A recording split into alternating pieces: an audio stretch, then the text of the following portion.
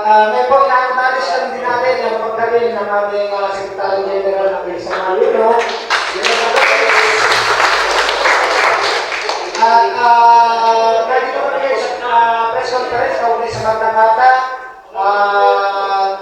Nasa utulong bahagi na kami pag-action ng gagawin. Bago yun, nais muna namin siguro magbahagi ka muna ng namin ng bahagi sa press conference.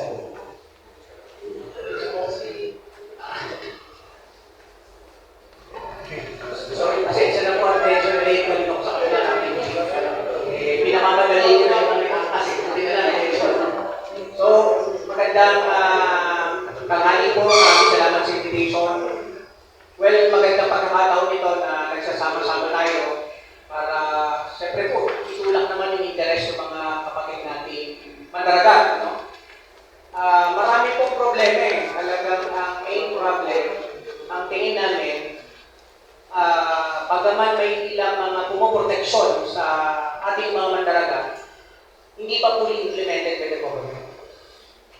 So, ang mas madalas pa, nakagrabyado pa sa iba't ibang pamamaraan. Yung mahalaga po yung pagtitipon, paano natin palalakasin palalo at makapag-push tayo ng mga additional na suggestion para maproteksyonan talaga yung mga kapatid natin manggagawa sa karagatan. Kasi alam natin, napakalaki po ang contribution nyo sa ekonomiya.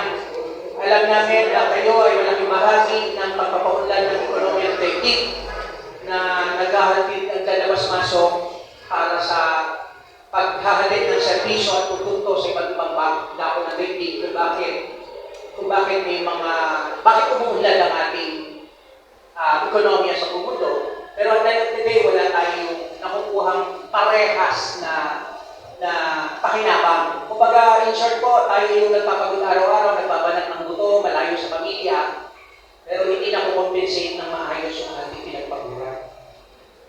Tulad din po namin mga manggagawa, no, sa industriya, marami sa amin, mababa ang sweldo,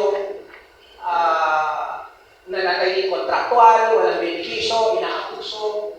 So, nire-rent kami yung pagtatayo ng union. Alam niyo po, sa panahon na matindi ang crisis ng ating bansa, dito natin nararamdaman yung pangangailangan na mas marami dapat ang progresibo ng mga bayan. Sa lahat ng aspeto, sa lahat ng structure ng ating government, dapat meron tayong mga makabayan sa LGU na mga opisyal para meron po tayong nagsusulong ng mga mungkahi yung favor doon sa ating mga kapatid natin mandaragat. Dapat po maraming katulad din ng Kong Arlene, no? Sa House of Representatives nila Raul Manuel, no? Nila Franz Castro, para po musisilin talaga yung problema natin. Kasi pag nagreklamo tayo, sasabihin nila ayos naman eh. Pero pag tinanong natin yung mga mandaragat, hindi ayos eh. Sino ba talaga nagsasabi ng totoo? Gumagawa ba tayo ng kwento? So, hindi po natin dapat tigilan yan. So, alam natin na malapit na naman yung klima ng electoral. So, gamitin po natin, i-challenge natin yung lahat na tumatakbo ngayon at tatakbo.